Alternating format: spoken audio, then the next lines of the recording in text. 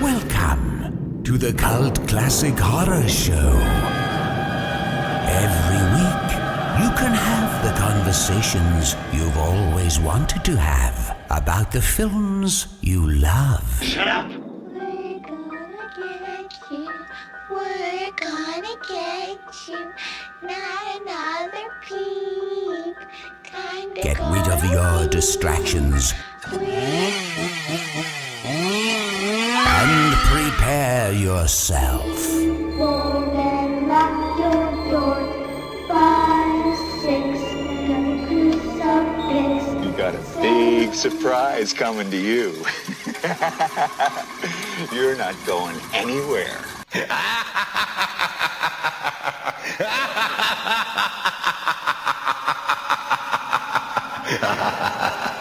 Welcome everybody to the Cult Classic Horror Show. Danny Bonin with you here.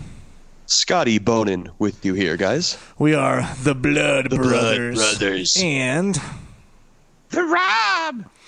Rob. I like that. I like it when you are all loud and very excited. That's nice. Well, that's about as excited as you're going to hear me this episode. Because this was disappointing. This movie makes you excited. Fine.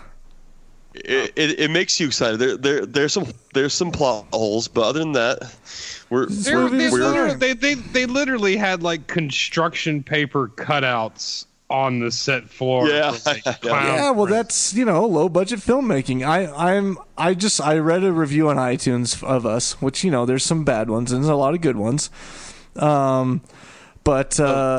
Podcast? Yeah, of the podcast. And one of them, and I'm assuming they're talking about Rob, one of them's like, they like hate all the movies that they watch. They don't even like horror. No, I don't it's our hate job every movie. It's our job to like do some criticizing and some positive and negative things, I like this movie, if maybe only because of the catchy theme song. There was a theme song? Oh, yeah. What do you mean there was a theme song? It's during the... It's all throughout it. It's catchy as fuck. I do love the theme. Yeah, when the movie first starts, you hear it, and it's definitely a different tune, and I liked it. It was kind of just awkwardly good. Right in Rob's wheelhouse. It's like completely 80s. Yeah. This movie is... I actually... No, I'm not going to say that I liked it. But I did enjoy parts of it. I did. I Googled him, but the guy that plays the crotchety old police officer. Mr. Curtis Mooney. There actually was some good acting in this. At least in my opinion, for the most part. I understand. I made a comment in the group, and I understand why it is a cult classic. I'm one of the, I've never seen this. Like, I'm getting a lot of shit for this. I haven't either. Because people were like, because I was like, well, I mean, it's not great. And then here comes, this was my childhood. This is what I grew up on. I'm like, where were you? I mean, I grew up on Evil Dead and Army of Darkness. I don't want to hear about low budget. Evil Dead was pretty low budget. They had to go borrow money from like their dentist or something. They did. If you are a dentist and you are looking to invest in movies, though, go to our Kickstarter page. And please invest. Yes. Of course, this was 7 years after Evil Dead. Evil Dead was 81, and this was 88. 1988. Very much 80s. The theme song. It's just, I couldn't figure out whether it captured my heart more than the Mutilator theme song or not. Fall Break. Oh yeah. Going on a fall break. Fall Break gets stuck in your head more for sure, but this one is more catchy. I think. I think it's just more. Definitely. I think you just contradicted yourself. Isn't that what catchy means? Movie. Yeah, well, kind of. I don't know. I like this one more. I don't know. They're both good. Yeah. Did we even announce it? We're covering Killer Klowns from Outer Space, guys. Yes, we are talking about Killer Klowns from Outer Space. And before we delve too deep into it, actually, I do want to rewind. Rob mentioned Kickstarter. We're going to mention this a few times throughout the episode, but right now, at this very moment, we are live on Kickstarter to complete our film She Walks the Woods. So it would just mean the world to us if you would go to you can go to kickstarter.shewalksthewoods.com, and if you would be so kind as to pledge and help us get this thing completed and out there. There's a lot of cool incentives. There's you can pledge anywhere from $1 to get some incentives all the way up to, at this point, $550. Although I think we're introducing an $1,100 tier tomorrow that will get you a walk-on speaking role in our next film, which is already in development. Woo! So we had our development meeting earlier. Yes. Yeah, I had one of them, yes. And so yes, please go there. The incentives range from $1 for some digital artwork to Blu-rays, to signed Blu-rays, to movie posters, to T-shirts. And right now, if you go pledge before Friday, so we're recording this Wednesday night. This is going to come out Wednesday late night, Thursday early morning. If you go there and make your pledge before Friday, you get a free poster. Now you have to pledge at $20 or more, and you get a free hand-drawn, awesome artwork movie poster for She Walks the Woods. So they are awesome. I mean, I think that was the first time I saw the new cover art was on the Kickstarter. Wow. You're talking about the one that's on the link for the Yep. I want one of those. I mean, badass. It really does. I mean, there's something about like an illustrated movie poster. Something it's that so that old had, school yeah. and so awesome. Something that someone spent a lot of time on. I mean, hours to do it, and it's very original to this movie. So make sure you go over there, pledge before Friday. Now, the thing about Kickstarter, if you're like, I'm broke, I can't pledge. Well, if you want to hit that poster, get that $20 level, you can pledge 20, and then if you want some of the bigger incentives later on in the campaign, you can upgrade your pledge and get those incentives. So if you're worried about getting the poster but can't do the level you really want to, like let's say $100 or something, pledge now so you get the poster, and then update your pledge if you want a little bit later on in the campaign. So, and another thing too that I've been stressing is that even if you're absolutely broke, at least please go and pledge $1. $1. Yes. And it would just. It's not so much the $1 that's going to help us; it's you as a backer. The amount of backers that we have on Kickstarter will look better and help us as well. So just to have you included as a backer will help out the cause. And you won't get charged the $1 unless we meet our goal. So that's even you won't even see it come out of your account unless we meet our goal. But you'll be a backer, which is what is more important to us. Yeah. So. So check that out. Just wanted to say we'll talk about it again a couple more times. Yeah, thank you guys for I know a lot of you guys have already pledged and stuff, so thank you so much for that, and I can't wait to see what this thing does. Yeah.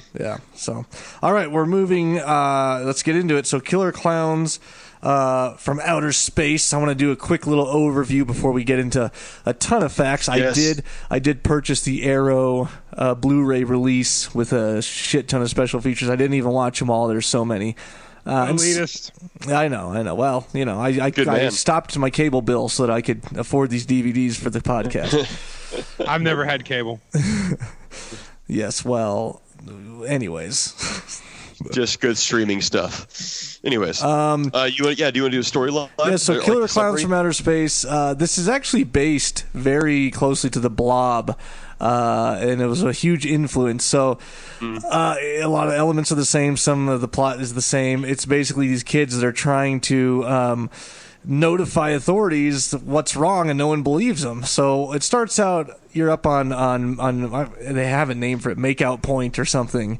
In the film, where it's the overlook of the small town, and you're making out Crescent Cove. Yeah, and the town is Crescent Cove. So, of course, our two main characters happen to see this what looks like a comet go over in the starry sky and crash nearby. So they go investigate. Debbie and Mike. They come upon a circus tent. They go in and explore, and they find that there are crazy clowns from outer space who are capturing people and cocooning them in what looks like cotton candy. and using them for body fluids or something to drink and feed off of. So they go to try and warn the town sheriff. The town sheriff, of course, will have nothing to do with this. No, I guess not sheriff. One of the sheriff's out of town. One of the older cops won't have anything to do with it. The younger cop will at least go look with them. Of course, there's nothing there right away. But then eventually the clowns make it to town, and everything is run amok. And that's pretty much the basis of this story. There are these killer clowns from outer space sort of wreaking havoc on this small town. Yes. Yeah, and then these kids are just they get armed with this ice cream truck with a few of the Terenzi brothers, and they try to win. What's her name gets captured, Debbie, the main girl, and the cop and Mike try to go get her back, and along with the ice cream truck. It's very strange. There's like some kind of weird love triangle going on here. Yeah, that's right. There is. Because Debbie used to be with the cop officer Dave Hansen, but they broke up, and now she's with Mike. But then they go warn. And this is all getting too confusing for someone to understand in a breakdown. But anyways, we're going to cover it. Yeah. So, like I said, got a lot of notes here. Got a lot of interesting, fun facts. So the theme song that I was so lovingly, adoringly talking about. Did you get it? No, I don't have it on my. You can grab it if you want. That's right. Maybe I'll look it up. Well, I'm going to be doing a lot of talking right now, so maybe I'll wait to look it up. That's Rob's job. It.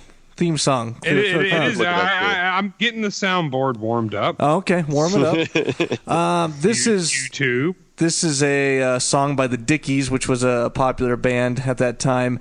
And this movie actually garnered a lot of fans just because they were fans of this band.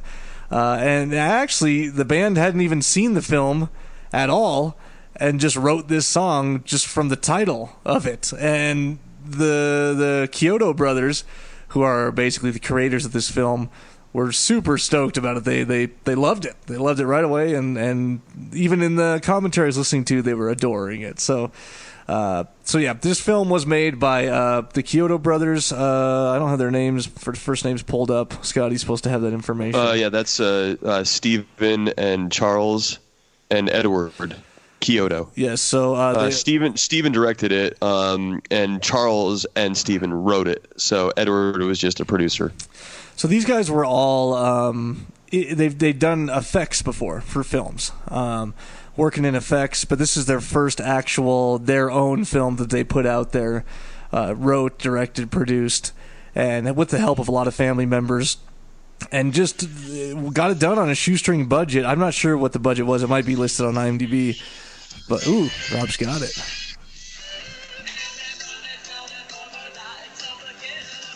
Oh yeah, it's not very loud though, Rob.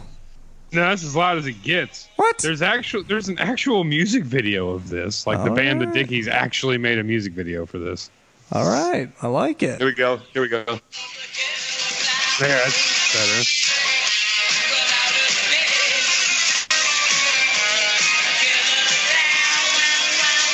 Oh yeah.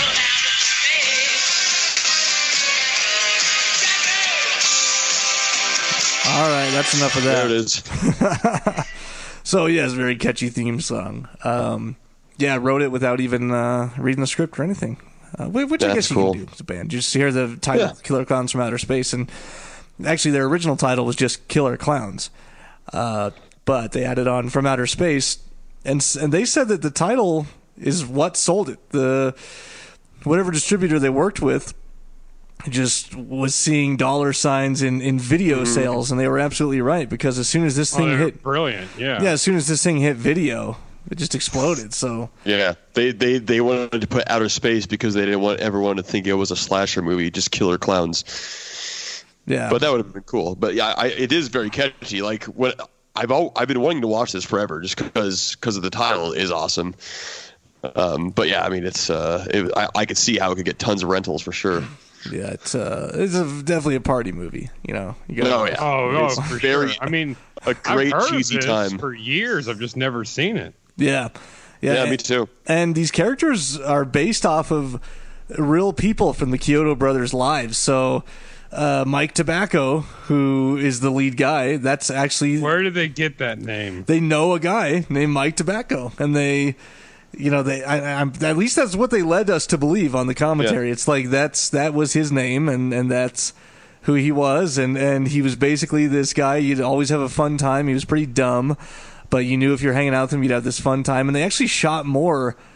They cut a lot from this film. They had shot more scenes that built a history between Mike Tobacco and what's the brothers' names? The Terenzi brothers. The Terenzi brothers, because those are actually Paul Terenzi and Rich Terenzi. Those are actually real people too that they were friends with. So they would just be getting into trouble hanging out all the time with Mike Tobacco. They said Mike Tobacco, he'd have a bottle of champagne in his glove box at all times for dates. He was a ladies' man. Mike Tobacco, who is played by Grant Kramer, he looks exactly like Chris Pine. Don't you think so? I don't know. Sort of, totally. I guess. Sort of. I can't believe you didn't think that. I mean, at first, is this like Chris Pine's dad? What? Just like the way his eyebrows and eyes look, he looks just like him. Scotty studied Chris Pine a lot. Yes, I do. Yes, his mouth and his eyes. Chris Pine is majestic. Put up Chris Pine and then put Grant Kramer right next to each other, and you'll see what I mean. He was so good in Hell or High Water. He really was. So don't forget about Ben Foster. Good God. Okay, I think we've had this exact conversation before, but Ben Foster stole that movie. Oh yeah. That whole scene with him in the casino, and he was flirting with that woman. Yeah. I think I rewound it twice. Like I don't know how many takes it had to have done, because if I was just walking by or on crew, I would have been on the floor. Yeah, I would have been on the floor dying. He was I need to watch Hell or High Water. Yeah, love Ben. Just do it right now. Google Chris Pine and Grant Kramer. I'm good. And you'll see what I mean. I know what Chris Pine looks like. I only know what he looks like. They look like twins. High Water. You seriously look like twins. I'm looking at them right now. It's crazy. Is it Kramer with a K? With a C. Kramer. And pull up like a young picture of him. Like the one from Killer Klowns from Outer Space is right here. It's crazy. All right. Well, enough about Chris Pine. Dear Lord, he was in Hard Bodies. Who? This guy? Kramer? Yeah. I mean, he was in a soap opera first, and then did this, and anyways, what was I? Oh, childhood friends. So the Terenzi brothers were actually brothers they knew. There was a story about, Mike Tobacco is in the back of that SUV, and they're laying on the raft, this patched up raft. Mm-hmm. And that has a history too. The Kyoto brothers said that Mike Tobacco once got lost at sea on this raft, and the Coast Guard had to go out looking for him, and it was this big ordeal. And when he got back home, his dad was super pissed at him, and so he like stabbed the raft to death. And so in the movie, there's this raft with patches on it in the back of his car, and that's right. That's what he gets groovy on and makes love on. Yeah, they said that it was hilarious shooting it, because every time they'd move at all on the raft, it was like a big old whoopee cushion. It would just sound guy's nightmare. Oh yeah. Oh, I'm sure. Yeah, I bet. This was filmed in Santa Cruz, Northern California. Mainly, not for a few reasons. They wanted to use the amusement park on the pier, which did. Was really cool. Yeah. The boardwalk. And then, when you see it from a distance, that's a matte painting. But when they're actually in the funhouse, that's on the pier at the amusement park there. And then, I think that they mentioned one of the producers or someone wanted a vacation there, and so they wanted the film there. I don't know what it was all about, but they wanted this East Coast feel as well, this small town East Coast feel, and they thought they could get that from Santa Cruz. So I think it paid off. I mean, so much of it was shot at night. Maybe you don't really appreciate it, but the amusement park was awesome. Yeah. It didn't even seem. I mean, it seemed like it was on the coast, but you didn't really see a lot of the water. But it had that small town feel for sure. Yeah. So I'm going down in order here. It's sort of funny, the guy that comes out in the beginning with groceries that the cop looks at all funny.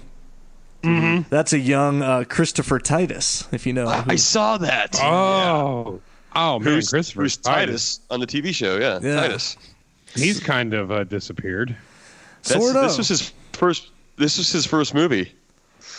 Christopher Titus' stand-up was hilarious. Yeah, he wasn't bad. He's like one of the only ones that really kind of blew up, is like more famous from this that was in this movie. You know, besides like John Vernon, who played Mr. Sergeant Mooney, but he passed away since. So, what is he famous for? What I keep seeing him and imagining him in something I know I've seen.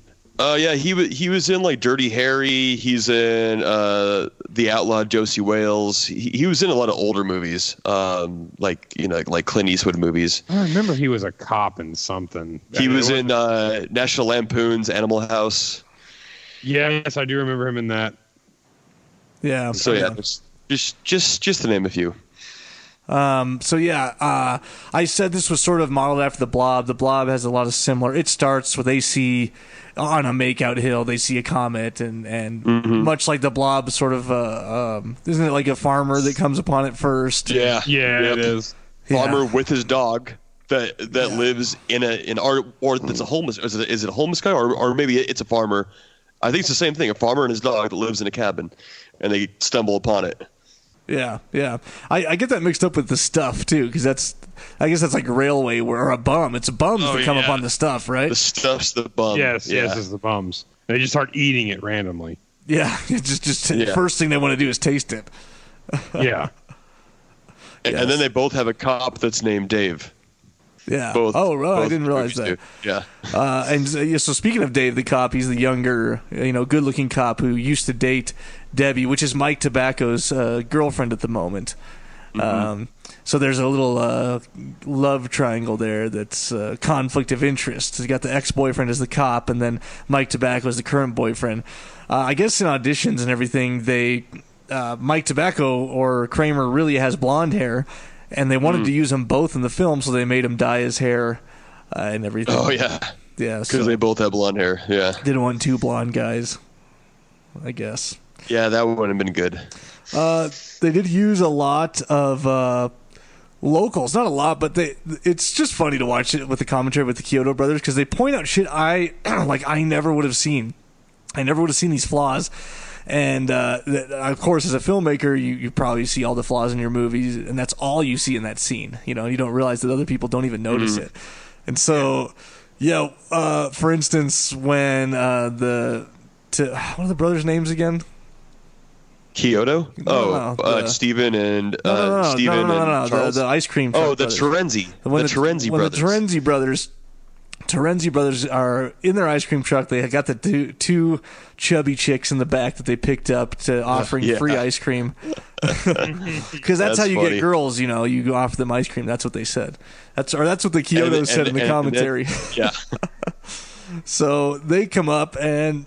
It's so funny. The brothers in the commentary are like, oh, these two local girls, watch. One of them looks at the camera, right at the camera. Sure enough, like 10 seconds later, she just looks like right down the lens and like smiles. I saw that. Actually. Oh, you did? Yeah, I saw her like glance at the camera. I saw like a little hint of it. I'm wondering if they had locals in the shadow puppet routine. Possibly. They didn't mention if they did, but they're just standing there, so I would assume they would.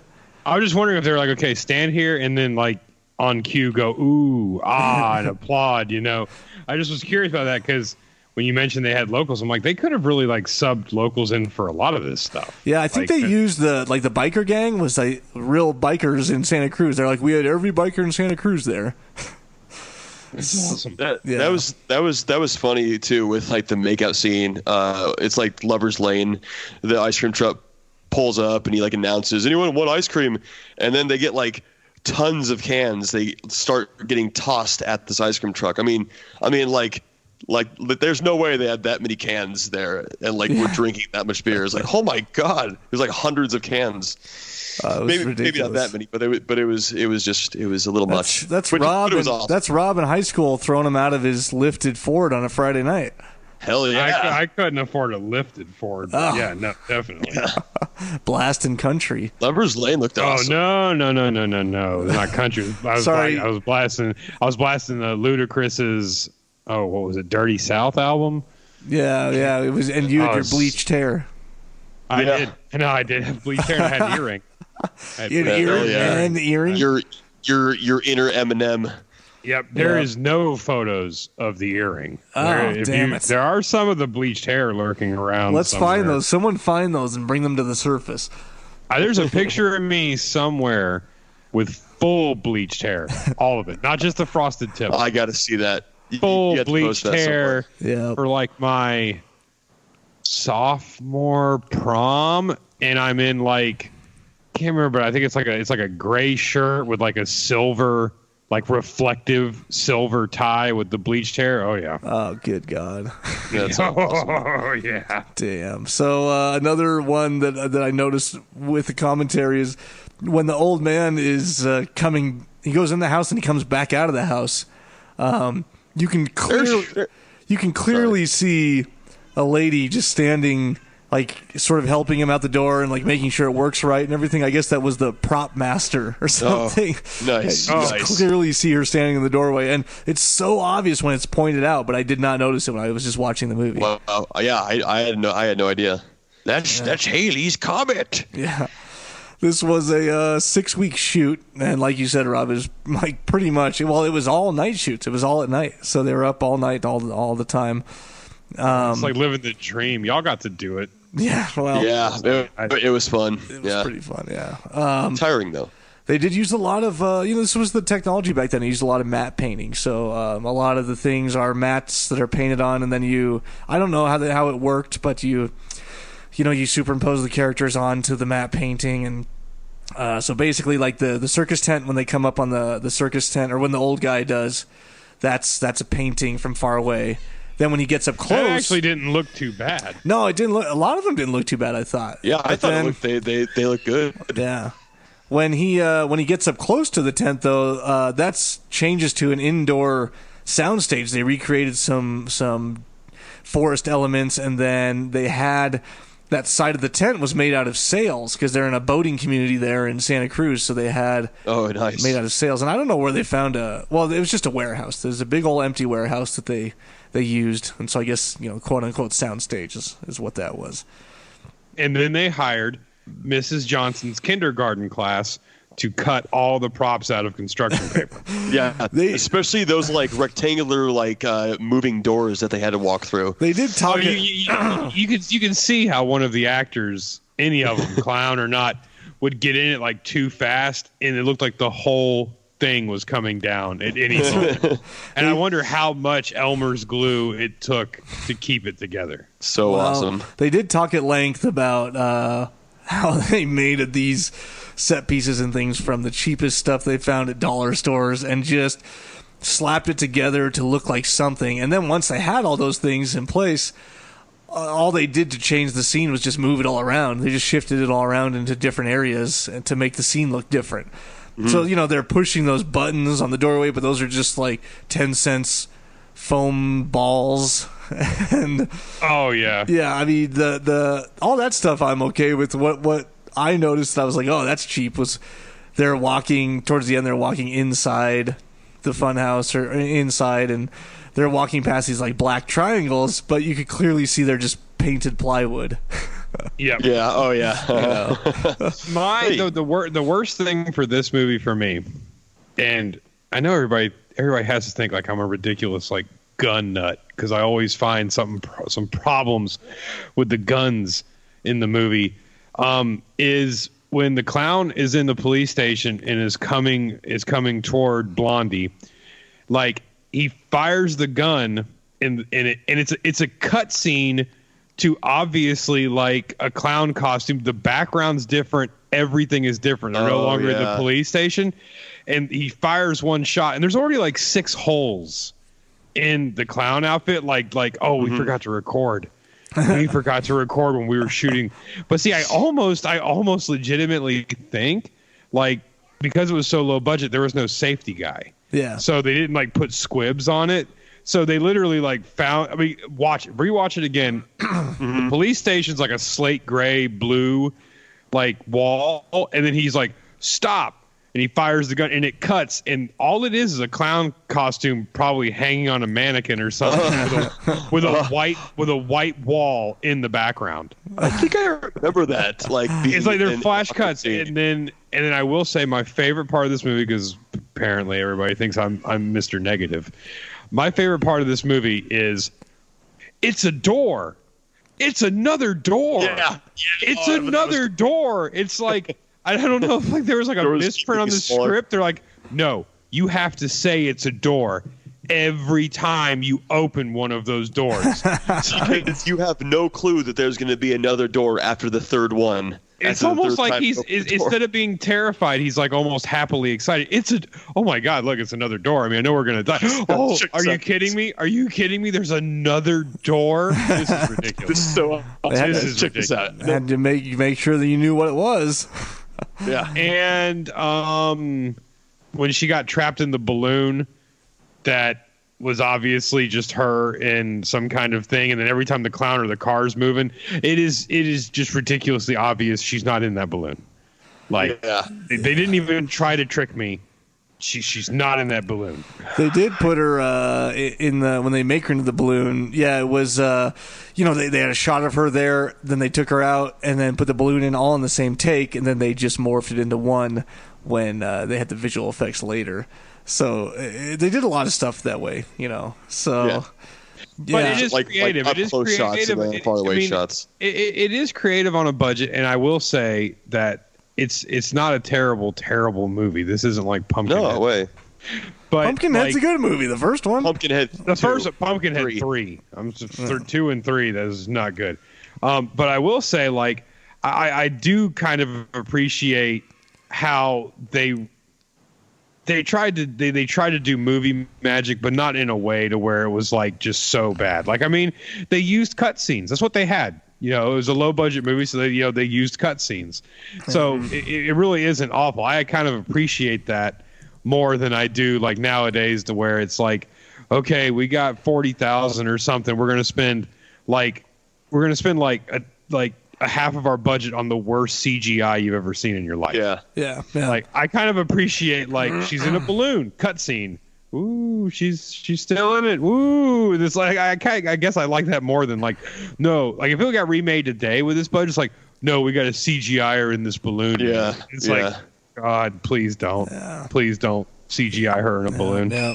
Oh my God. Holy Moses. Speaking of CGIing in a balloon. Goodness sakes, that means it's time for the quarter and a halftime. Oh, man, I didn't participate. That was pretty on, man. It wasn't on at all, actually. I got done and I don't know. Still going, and I was trailing it off like the Grudge. There you go. See, you and Scotty not recording in the same rooms throws off my theme song. I know. It throws off the horror halftime. I'm in Atlantic, just to let you know. It even throws off just the intro. I'm going to be honest with you. Yeah, it's I know, man. Here. Yeah. I know Scotty's in Atlanta, but there have been plenty of times, sir, to where you were in, like, you're like 10 minutes from Danny's house. Yeah, like 10 to 15. But he gave me the mic from. Well, I took the podcast mic from his house and brought it to my house because I was watching my daughter when we recorded that first time. So ever since then, I've just been recording from my house because I already had the microphone. Take the mic back, Danny. Yeah. All right. I just need to go back to the house. Yes. Anyways, we have a winner. Horror halftime. No winner this week. No new participants. So we did have some participants. Are you kidding me? Yeah. You guys. Thanks for participating though. For all you guys that do every single week, we really appreciate that. We like you keeping the group with those hashtags in there, with those horror halftime memes. I think it genuinely causes more people to listen to the podcast because they're wondering what the hell it's all about. Yeah. So like, what is this? What are these all these memes for? So please keep doing it. But before the horror halftime is over, and before I get on some rambling rant that has nothing to do with the movie or the horror halftime, yes, if you want to get a awesome shirt, enter our Kickstarter. Yes. At what level? What level? I mean, you're not getting these shirts. These won't be given away or anything else like that. And once they're gone, they are gone. I think it's these are awesome shirts. And I can't remember what level they're on, but if you go to the Kickstarter, Danny will find the level and correct me in just a second. Collector's edition level. I think it's like $99. You get a T-shirt. $99. You get a Blu-ray. You get digital art. You get a poster. You get a Kickstarter collector's box. You get thanked by name in the credits. You get a digital copy of the film, autograph poster. So yeah, you get a bunch along with that T-shirt. I mean, honestly, this isn't like some sales pitch. I mean, if you're going to go get a shirt, you're going to get a limited edition, never before had shirt. I mean, you're going to get a Blu-ray. I mean, if you donate at that level, you're just in the prizes, just in the stuff that we're going to send to you. You spent your $99 wisely. Oh yeah. And they're not coming. They're not. I know they're not coming out. Like, I mean, if you participate in the horror halftime, or you haven't before, or you're listening to this now, or you have won the horror halftime before, and you like our shirts and everything else, this is definitely one of those shirts that we're not going to, because of the people that donate to Kickstarter, you can only get them this way, and I can already tell you that they're awesome. Yeah, it's that hand-drawn art that we talked about, but on a T-shirt. So check it out. I know people do. I think me and Danny were talking about this. They do, what is it, like Scream Box or all these things like that, and you want to get one of these limited editions. But I mean, like, thousands of other people do too. Like, we're talking once the Kickstarter's done and over, whoever donated to that level, those are the shirts, and that's it. You're going to have basically a one-of-a-kind shirt. Yeah. Oh, for sure. So, well, cool. I think that will cover us for the horror halftime. Yes. For now. One thing I wanted to say, Dave Heinrich entered one in 18 hours ago. You probably saw that.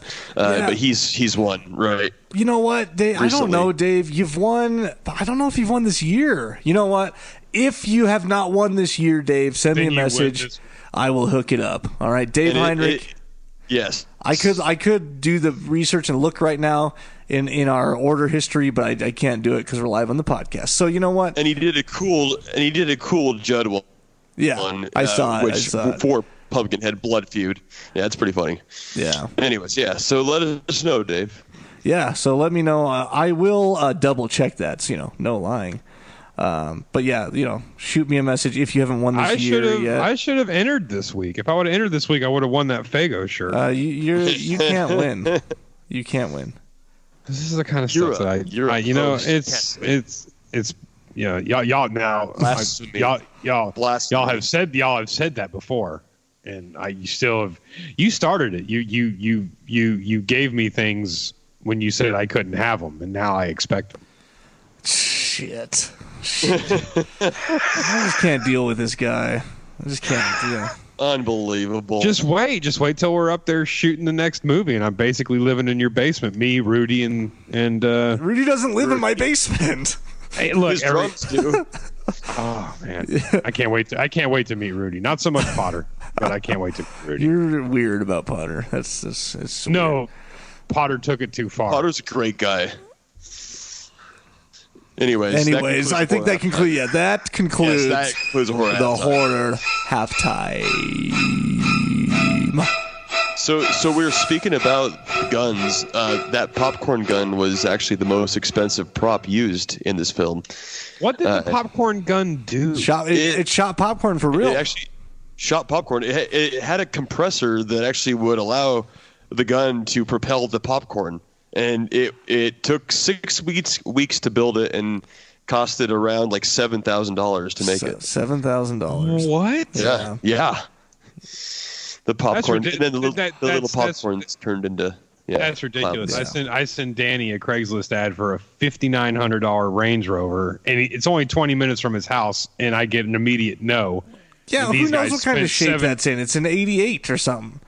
Yeah, that's why you want it. It's no. It could be the engine could be about to blow.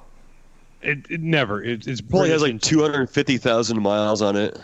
It probably has a great smell. That velour, crushed velvet interior that's been. Oh yeah. Oh, so 31 years.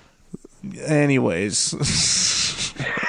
No, I mean, like, what did the popcorn gun do? I don't know. $7,000. It actually shot popcorn. But what does the popcorn do? Well, it doesn't hurt 'em. it does. The popcorn sticks to their clothes. And they did stick and glue popcorn to each actor's clothes, and then the popcorn has a life as of its own if you don't remember. And then that's what created the little shop of horrors. It creates the little long-necked. They look sort of like Ted Raimi in the Henrietta suit from Evil Dead 2 when her neck gets all. I'm just going to say that's a long payoff. It is for the popcorn gun. And they could have sprinkled popcorn into that person's house, and then they sprinkled popcorn in the trash dumpster too, and then the clowns get the guy. You see the popcorn like inching its way along the bathroom floor. That was foam rubber popcorn they recreated, and a puppeteer from below with a couple sticks connected to it underneath the floor. So. Yeah, $7,000 popcorn gun. The cocoons were like pink, basically pillow fiber you'd stuff a pillow with. I see that. Yeah. Which they filled the Jeep with the cotton candy kind of substance webbing, and they guess they screwed up the interior, and it was a rented Jeep, so they ended up spending like $3,000 to repair the inside of the Jeep because I guess the webbing or whatever it was made of ruined it. Yeah, no. So the Jeep was it was like, what do you call it? A rental car. Well, no, the Jeep wasn't. So the rental car they used was that GMC Jimmy. Oh yeah, the Jimmy. Oh. So they had that GMC Jimmy that was a rental car, and they wanted to wreck it, but they couldn't. And, production wouldn't let them. It's a rental car, so the worst thing they could do was knock over that newspaper stand and or newspaper holder that they did in front of the police station, and they even got flack for doing that. So that one turned out in good shape. The Jeep was they had a name for it. It's basically when they want you to feature the car, and so you get to use it. You know what I mean? So it was a local dealership that was like, yeah, we want you to feature this vehicle in the film, and then maybe they'll use it in their advertising somehow or whatever. So they let him use it for the film, and I think it was the effects people or whatever art department swore that this stuff would not harm the interior, and I think they even said they had to spray it down with Pam, and then they could use, and then it would come right off. But that was not the case. Whatever is in it, the styrene or something, it ate away at the interior, and it was like it's ruined it. So what they had to do was take it to a different dealership, have it restored before they returned it to the original dealership, and it ended up costing them like $3,000. So it just wasn't even worth it. It just took a bunch of their budget. That sucks, man. Oh god. Yeah. I mean, it's a Jeep. I can't imagine that a Jeep's interior is $3,000. Yeah, I don't understand. And this is $3,000 like 1988 money. Yeah, I was about to say that's like what, $6,500 today. Yeah, like that has like no, that just was the rental car company. Like, you're going to pay us $3,000 and we're going to sue you. Get there. Yes, sure. Yeah. Yes, immediately. We will pay this. Yeah, yes. It was crazy. I don't know how they got a loaner like that in the first place. It sounds like it was a low budget, but they had some good execs behind it, or I'm not sure how this released. They must have had it like sold before it was made, obviously, and had a little bit of a budget. So I think that's why I love the '80s so much as a decade, because it was a decade of like decadence. Because I've been proven wrong, and I have been watching the Joe Bob Briggs, I think it's like Last Drive-In or something like that, and I didn't like the previews. I thought they were awful. It made me not want to watch it. But, I mean, he's reviewing these movies, and he's like, this was a super low-budget movie. I mean, it doesn't get any lower budget than this, and all this other stuff like that. And it was made, like, in 1983. Low budget, it was like $1.7 million. Like, that's not... What? Like, how is that possible? I know, right? But I mean, that just blows my mind. Like, in like this movie, it's like it's low budget and all that. But I mean, this was $1.8 million for this movie. That's absolutely nuts. That's absolutely incredible because they're like, we had like $3,000, the equivalent to $6,000 a day to just replace the interior of a Jeep. It's like, people are making movies right now to where like if the movie took a $6,000 hit, it's over. Yeah.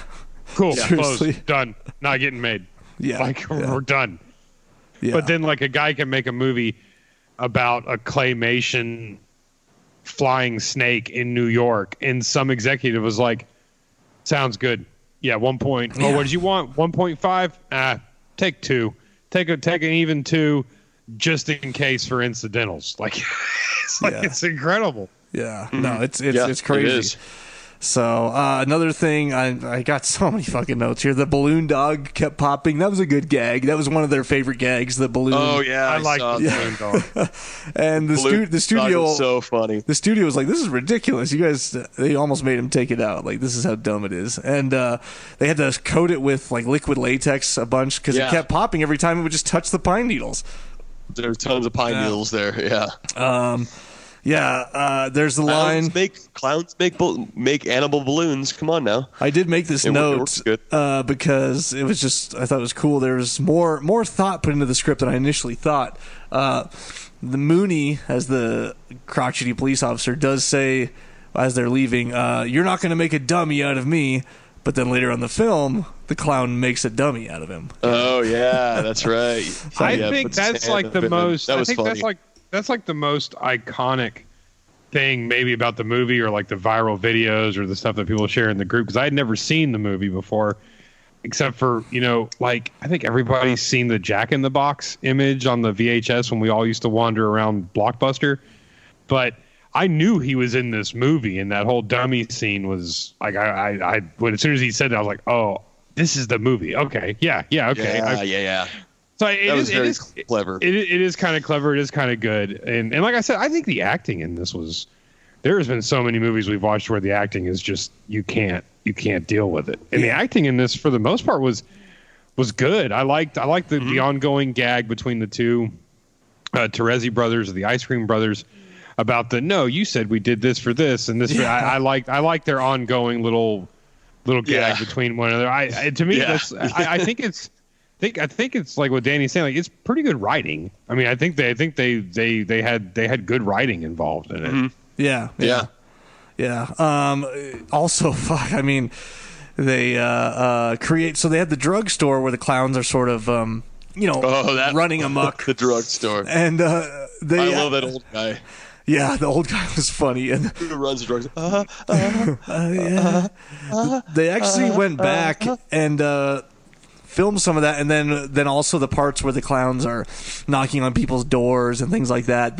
Those were all shot later on because the studio thought that they needed more of the clowns causing general mayhem and disorder.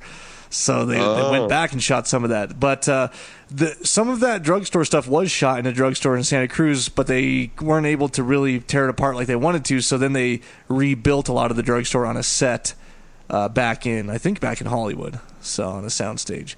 So maybe that's where the soundstage was. Or no, never mind, because they had the sales for that other one. But no, they did that back in Hollywood on a set. So they could really tear it apart. And I mean, they're in those clown costumes. So like when the guy sneezes in the powder, you have to rig it to really blow up in his face. And he gets in the mask and he's choking on it, is what they said. And of course the shaving cream spray, they can't see anything, so it didn't hit him right the first time. They had to do that multiple times. It's just a pain in the butt working with these costumes. Yeah, it's kind of funny. There's like one clown that's in the drugstore, then all of a sudden there's 2, then there's 3, and they're all in there just like wrecking the store. And that old guy's, he finally calls the sergeant. Sergeant, you're gonna have to come. But yeah, and what I really loved is that there's that like gorilla that's outside that's obviously fake, and he has like the waving, and then the clown mocks it, and the lady comes like, oh, cute. Yeah. But the clown, I was like, yep, I'm a real person. Yeah. So funny. But that was great. Yeah, I know. It was so many good parts in this movie, though. I mean, there's just such a good gag after gag, and just every part. It's funny how so many memorable parts. They go out to show Officer Dave the tent, and it's not there. And the Kyoto brothers in the commentary were like, but he doesn't care about this massive hole? Yeah. Like, they're just, they don't even pay attention to it. Oh, there's a big hole. That's where it was. But they're just not like, what's this big hole doing here? He didn't even go check it out. Yeah, it's like, that wasn't there before. You're not going to investigate that? Yeah. It was just funny to hear him talk about that. Another funny thing, one interesting thing is that they did have two different sort of clown heads they were using. One was for them to walk around in, and it wasn't as animated. It just had the eyes that would blink, and that's it. And then they had these full animatronic clown heads that were for close-ups and things, where the whole lips and the eyes and everything could move. Yeah. Let's see. So then another interesting little thing is when the clown is sort of luring that little girl in the burger joint to come to him.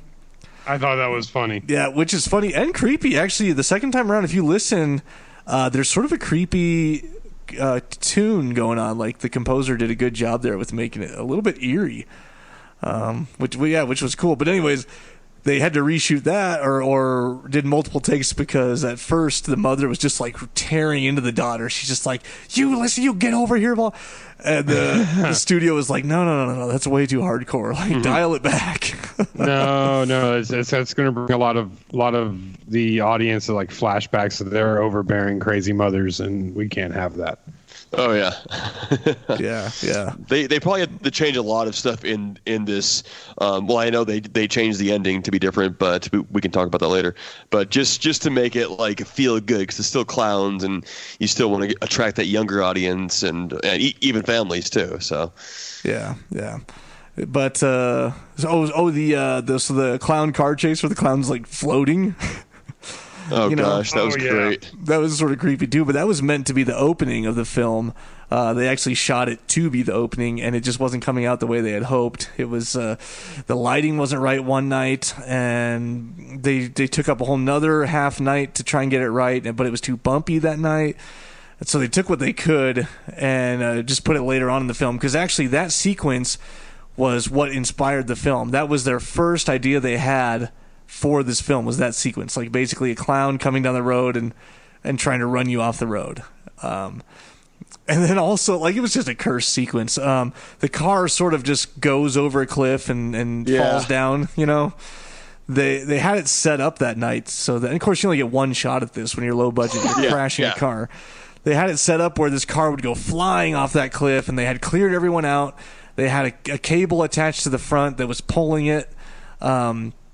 But someone forgot to. They had a sandbag in front of the front wheel to keep it from the car from rolling before it was time, and someone forgot to remove it. So when he called action, the cable pulled, barely got the car over the sandbag, but then snapped, and so oh shit! So the car just rolled, and then rolled over the edge of it, and slowly, like slow motion, tumbles over the edge. Yep. Yeah, that sucks, man. That's I did know.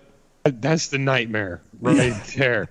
Because you can't pull it back up there, and I mean I'm sure the car was, I don't know if it was like gutted out or something to make it fly like farther, but because you can't redo that because the car's fucked now. Yeah, it was. So I mean, I think it came out okay. That one guy that messed that up. He had sandbag guy. He was just like, oh, he had that feeling you get like when you hit a baseball toward the neighbor's house and you think it's gonna hit the like that. Oh no! And then,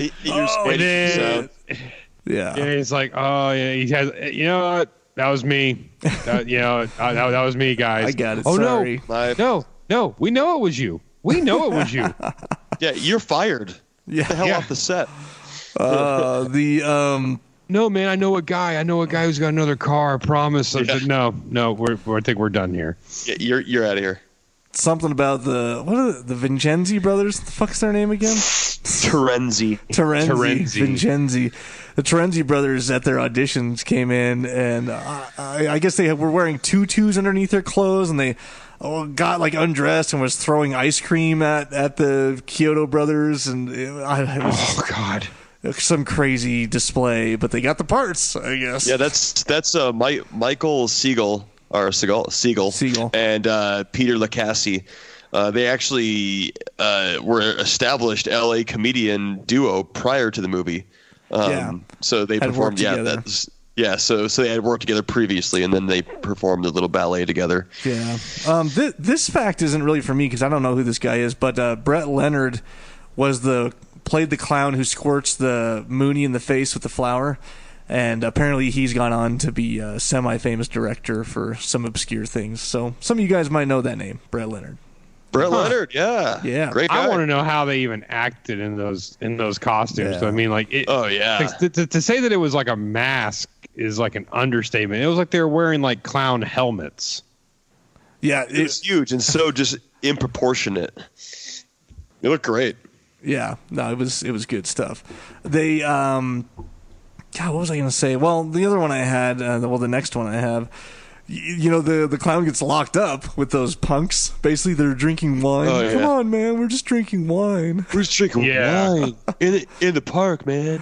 That guy's we live like, here too. That guy's like totally balding. His hair's all fucked. They're in college, anyways. He's like 38. Yeah. But it was a total ad lib from the punk. The "What are you in for?" which worked out perfectly. That was great. Yeah, that was great. Timed perfectly. It was a total ad lib. So it was awesome. And then the director Steven's like, "Yep, that's good. That sounds good to me." And then we talked about the Mooney becoming a dummy already, but just in case it's not obvious enough, the redness on his cheeks is supposed to be bloody thumbprints from the clown, and then of course. Oh, I didn't know. I didn't catch the bloody thumbprint. Yeah, I thought it was like supposed to be like clown. I mean, yeah, that's not obvious. It looks like clown makeup. What's a little more obvious is that, you know, he's bleeding from the mouth, and that creates the dummy chin piece, basically. Yeah, so, I saw that like lines by the corners of his mouth.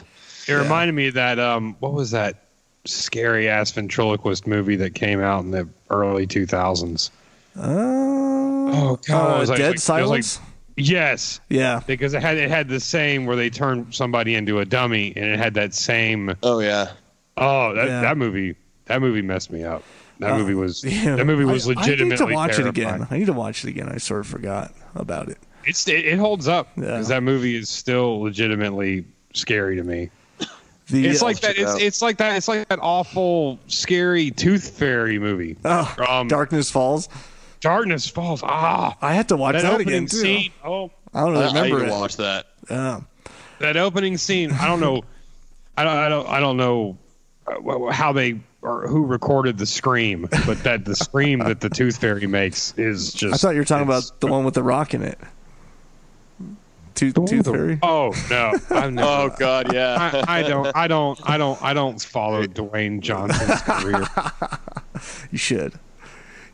I don't know why. I do follow his Instagram. I do follow his Instagram. Oh, there you go. See, constantly. There you go. Anyways, the dude's a monster. He is a monster. The bathroom. We talked about the bathroom clown puppets already, sort of.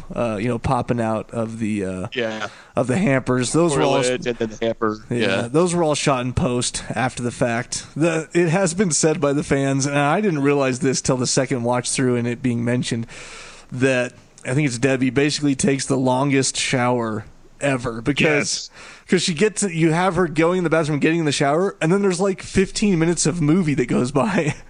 And then it comes back to her, and she's like getting out of the shower. Oh yeah. But when she gets out of but like it's weird, like she gets out of the shower. If I can remember the scene right, like she gets out of the shower and she's already fully dressed.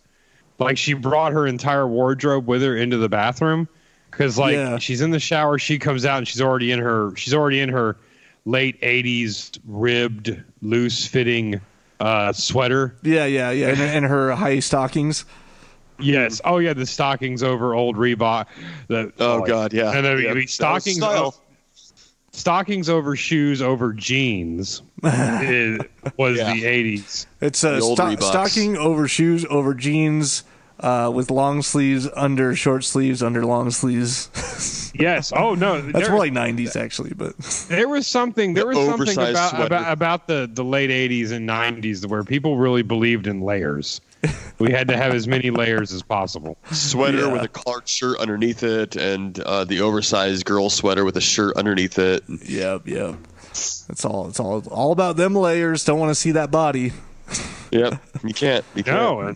Yeah. She did have great hair. She had the very 80s. See, Danny doesn't appreciate the big hair. We didn't see any nudity in this though, but that's okay. We don't need to see it. No pep nips. That clown car was I think a Honda CRV. They just found the smallest car they could and covered it with wood and made a clown car out of it. you could tell that was wood. Then that other car was pretty ghetto rig too. That they're like that big clown vacuum where they're going through the town. Oh yeah, It's obviously like a tarp on the back that's blown up, and it's just a truck with wood all over it. Is what it is. So yeah, there was some corners cut and things done. They tried to. What was it? They tried to rent a cop car, but couldn't, and they just used one, so they couldn't wreck that. They wanted to wreck that, and so when it supposedly wrecks into the back of the ice cream truck, it's super, like, doesn't happen. They pull the punches big time. Oh, yeah. I saw they popped the hood, and it looks like they just ran a garden hose. Yeah, and some smoke underneath it. Yeah, like that, because where the radiator would have busted. The water coming out, I mean, you could just tell it's like a kinked garden hose. Yeah. It was yeah. They cut some corners there. They had to do what they had to do. But they. Oh no! I mean, there's some really inventive things they did here. Like let's just pop the hood and we'll borrow Tom's grandmother's garden hose she uses in the backyard. And yeah, sure. It looks like a second. You boys better return that hose when you're done with it. That's right. Yeah, you boys. I like to. That hose may be a little loosened up on one end. I like to stick my penis in it. I'm just gonna. How does he keep getting into the cult Judge, classic studio? A really skinny how penis, he gets Judd. in here. I don't know how he gets in there. How's your penis must be really skinny. It may be small, but it sure is short. It sure is long, you mean? I said that wrong. It may be skinny, but it sure is short. Yeah. Oh, short. I thought it'd be long. Oh, that's too bad. It's short. For one of our Kickstarter levels, Danny will show up to any private family gathering as Judd, whether it's a funeral or bar mitzvah or I'll do it. A 7-year-old's birthday. Yes. Or something like that. You gotta get the white hair and stuff, and make yourself look like him.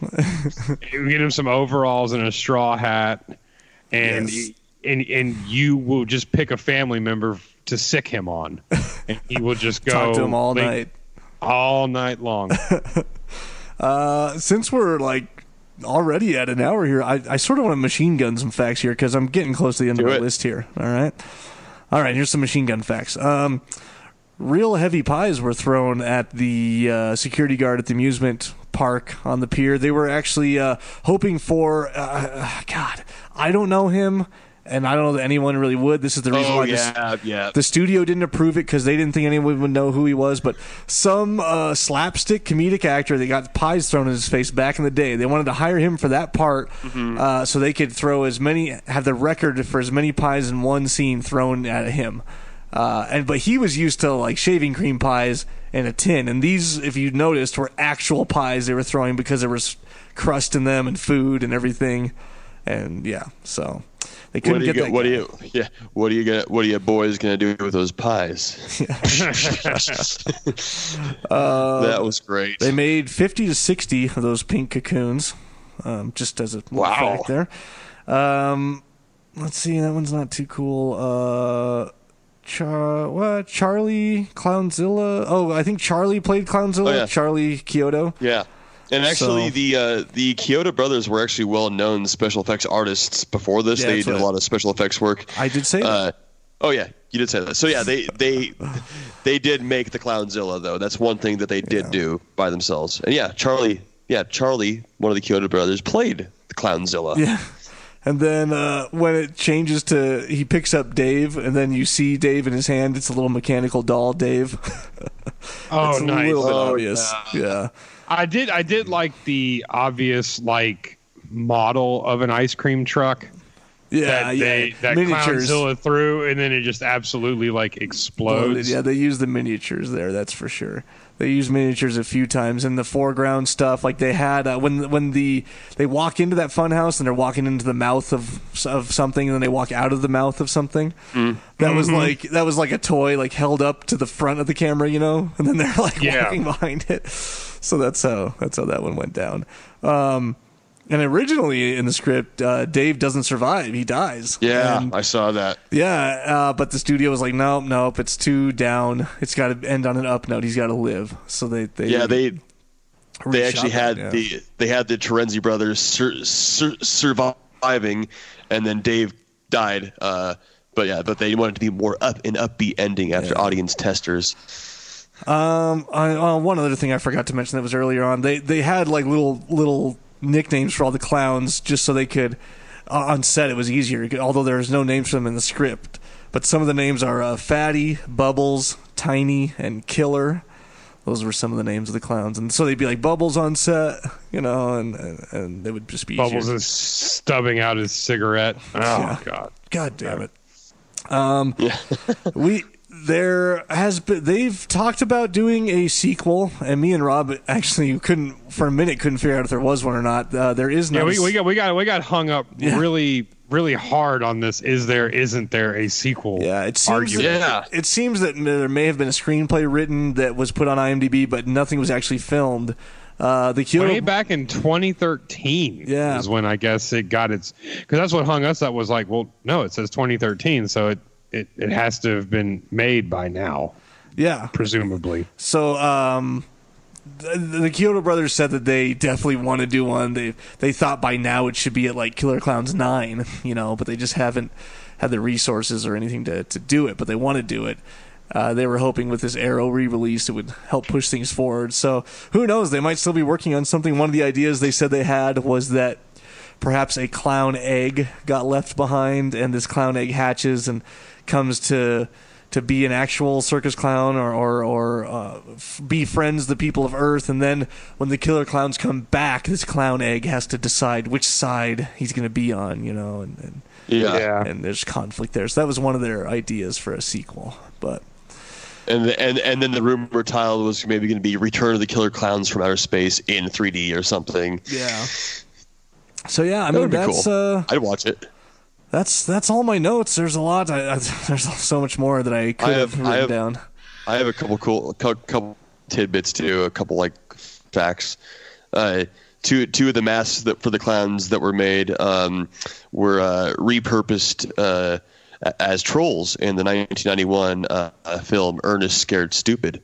So the same exact masks were borrowed for that. Ooh. And actually, there was action figures made of the Killer Clown figurines. SOTA Toys announced it, and they produced them in 2005. Then they stopped producing them because another toy company took over and no longer licensed the Killer Clown figurines. So that's a bummer. So who knows if you can even get them anymore? But whoever has them, they're definitely collector's items. They were Killer Clowns from Outer Space was featured at in the Scare Zone at Universal Orlando annual Halloween Horror Nights. It was for its 28th year, so I'm not sure what year that was, but most of the clowns were there. The Terenzi brothers and the ice cream truck was featured in there, and that incorporated into that Scare Zone. So I don't think we saw it when we went, Danny, but we could have missed it. Who knows? Yeah, no, I know, but that's interesting. But, yeah. And then y'all went there for all the awesome Evil Deadness. Yeah. Oh yeah. Oh, and The Shining. Oh yeah, it was great. It was good times. And it was rumored. Did you already say about Sci-Fi? About that Sci-Fi might acquire the rights? Did I say that? No, I don't think so. Okay. In October 2018, it was announced that Sci-Fi was in talks to acquire the rights to Killer Clowns from Outer Space, since it's taking the Kyoto brothers so long to get a sequel out there. So they wanted to acquire the rights possibly so they could produce the new sequel. And they also wanted to get the Critters franchise for the very same reason. Ooh, nice. So, anyways, nice. Those were my tidbits. Oh yeah, I think that covers it. Overall, a good, just fun. I gotta say, for me, the soundtrack, the song, just that song makes it. It makes it. Just like I thought Fall Break made it for Mutilator. I don't know, it gets you in the right like jolly mood to just have a good time and watch some horror. Yeah. I love the theme song. I love just the cheesy horror and just the good effects, and it was just a fun time. One thing I forgot to say, I actually wrote this down. So the sergeant or the officer Dave that is the ex-boyfriend to Debbie. Is he like getting back with her at the very end? Yeah. He like has his hand around her. Is like kissing her head and stuff. The Kyoto brothers. He was getting a little too friendly. Yeah, well, I was like, wait, what? The Kyoto brothers did say that, obviously when it comes down to it, she's choosing him in the time of need. Yeah, well, yeah, I see that. It was kind of funny. So yeah, that's what happened there. Yeah, I see. That was great. That was funny. Yeah, well, cool. That covers that. Glad I'm an owner now of that. So yeah, heck yeah. It was a good one. All right, last segment. What did you watch? Yeah. Come back to me. Oh, well, Okay. Let's see. Did I watch? I know I watched the Joe Bob Briggs thing, but I got to find out which one I watched. I watched. Did I watch anything? What did I watch? God, I don't want to have to pull up my history. Why can't I just have a functioning memory like a normal human being? Yeah, I wish I did Hey, you too. have to pull Because up I your actually thing. texted you one thing that I watched, and I was like, "We have to watch it," and I've already forgotten what that one thing was. Oh What yeah, did I you watch? told I me don't think I to. watched anything either. Let me just. Uh, I gotta pull it up now. I pull it I out. thought I rented some. I mean, I watched Jurassic World: Fallen Kingdom, but that's it How was was pretty that? good. It was pretty good, I thought. better than the first Jurassic World. Okay, I I don't know. watched. Whoa, I didn't know Tourist Trap was on here. I boy. watched Sorority Babes, Slime Bowl, Bowl-orama, Daughters of Darkness, Bloodfest, Basket Case, Reanimator, Demons, Legends. Jeez. You watched all Hey. of those? I didn't. Well, no, I'm trying to find. I don't even see. I don't Oh, see you- the one that I don't. Oh, is Going there down like the two? list. Is there? Oh, there's 2 seasons. Is there of Joe Bob Briggs? Eh? Bye, friend. I watched Death Wish. Oh, I watched the Society. This is or Society on here on the Joe Bob Briggs the last drive-in. It was really really good. I really really enjoyed it. It was awesome. Society. Very old school 80s. yeah, I Death watched. Wish Isn't that Kevin Bacon? No. No, this was like some weird underground thing. I was talking about Death Wish. No. Death Wish is Bruce Willis. It's a new one. Oh, it's a yeah, remake yeah. from the Charles Bronson. So it was pretty good.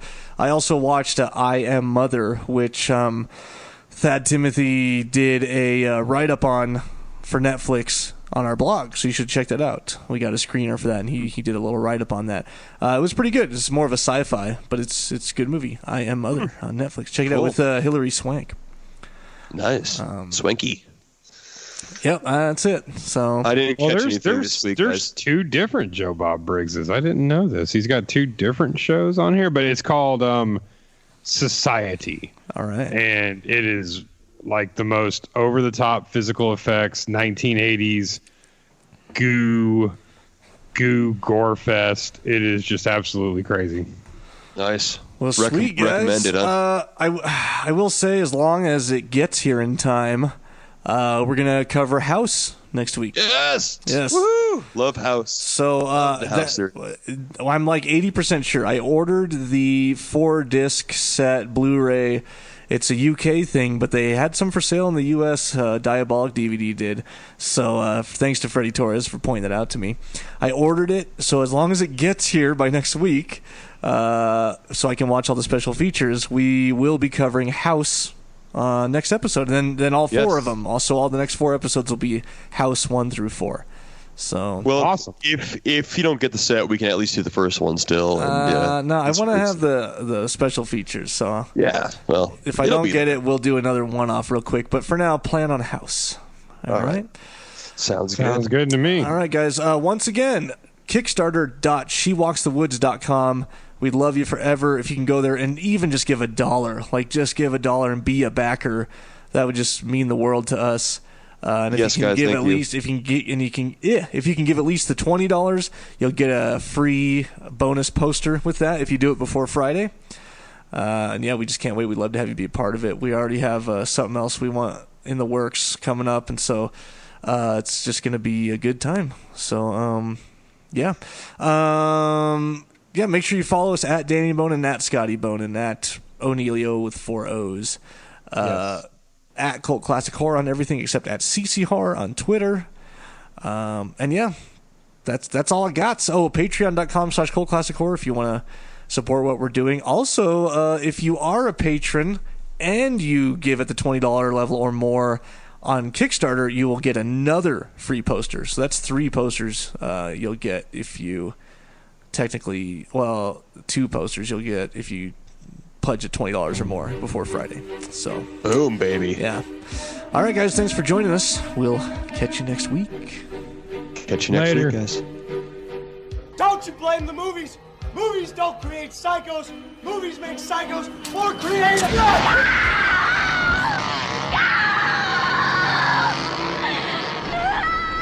Oh, yes. There will be blood.